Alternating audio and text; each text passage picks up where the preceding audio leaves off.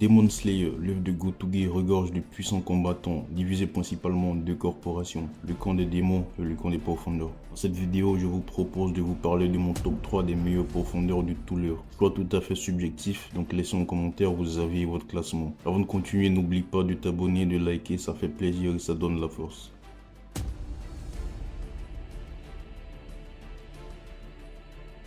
Sans détour, Yorishi est pour moi non seulement le plus grand des profondeurs, mais aussi l'être le plus puissant de l'œuvre. Déjà tout petit, il naissait avec la marque des profondeurs et avait la capacité de voir le monde transparent. Pour vous situer la prouesse que c'est seulement lors du combat final contre Muzan que la plupart des piliers débloquaient la marque et le monde transparent, comme par exemple Guillaume, qui est considéré comme le plus fort des piliers. Pour plus de détails sur l'histoire de Yorishi, je vous invite à voir ma vidéo sur l'histoire complète de Kokushibo. Si on revient en arrière, Yorishi terrassa son maître le jour où même il toucha pour la première fois un sabre.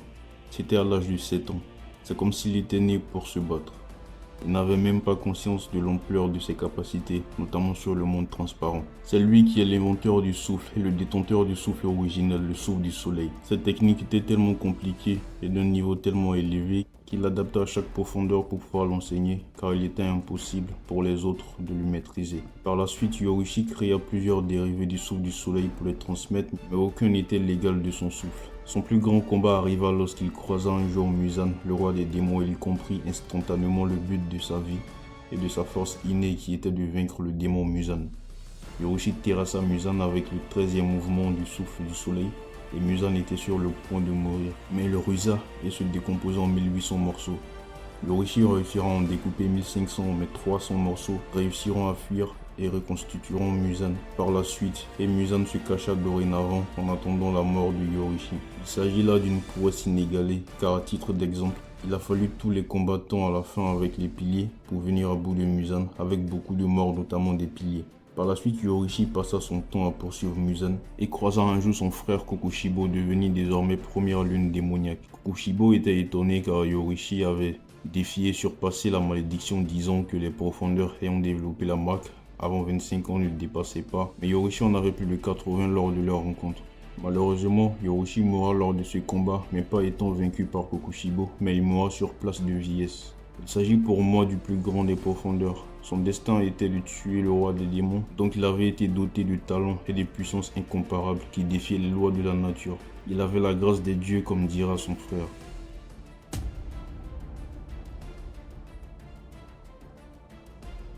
On passe directement au troisième, je vous réserve ma deuxième place à la fin. Pour moi, je mettrai Guillaume et Mejima en troisième position dans mon classement des meilleures profondeurs de l'œuvre. Il est considéré comme le pilier le plus fort, chose qui sera confirmée dans la bataille finale par la première lune supérieure Kokushibo, qui dira qu'il s'agit du combattant le plus fort qu'il ait rencontré lors de ces 300 dernières années. Il maîtrise le souffle de la roche qui dérive directement du souffle du soleil. Physiquement, il s'agit du pilier le plus impressionnant. Il mesure plus de 2,20 m avec une force physique inégalée. D'ailleurs, son arme n'est pas une épée comme les autres profondeurs, mais une chaîne avec au bout des poids et qui nécessite une grande force pour la manier. Je vous invite à voir ma vidéo que j'ai faite sur les 3 premiers piliers pour plus de détails sur son histoire. Il débloqua la marque et le monde transparent lors du combat contre Kokushibo. Il réalisa la prouesse de devenir pilier après seulement 2 mois chez les profondeurs. Malgré qu'il soit aveugle, il possède une ouïe surdéveloppée. Il finira par mourir lors de la bataille finale après que Muzan soit éliminé, car il développa la marque à 27 ans lors de cette grande bataille. Il interviendra seulement lorsqu'il aura fallu se battre contre la tête chez le démon, c'est-à-dire la première lune et Muzan.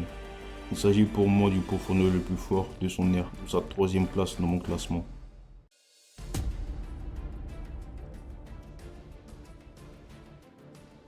Je sais que nombre d'entre vous ne seront pas d'accord avec moi, mais pour moi, Michikatsu / Kokushibo occupe la 2e place chez les profondeurs, au sens d'épéiste, tueur de démons à l'époque de son frère Yorishi, même s'il possède désormais des attributs de démon.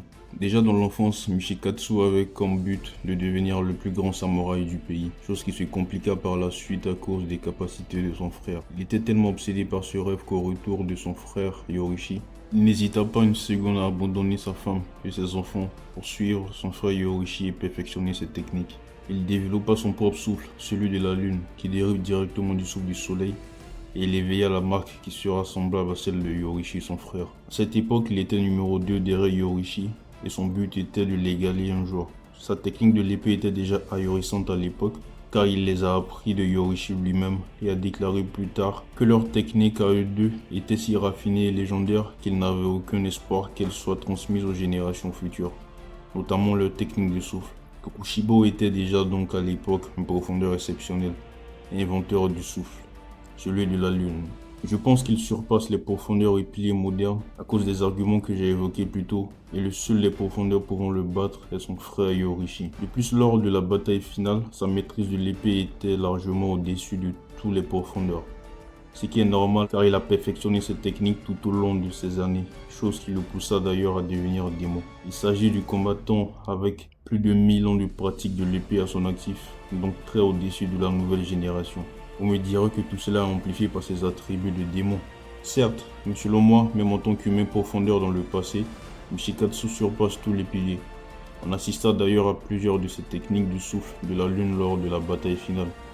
Je le mets dans ce classement car il s'agit de la seule lune ayant été profondeur par le passé. Donnez vos avis en commentaire et on en discutera. C'est la fin de la vidéo, n'oublie pas de t'abonner, de liker et on se dit à très bientôt.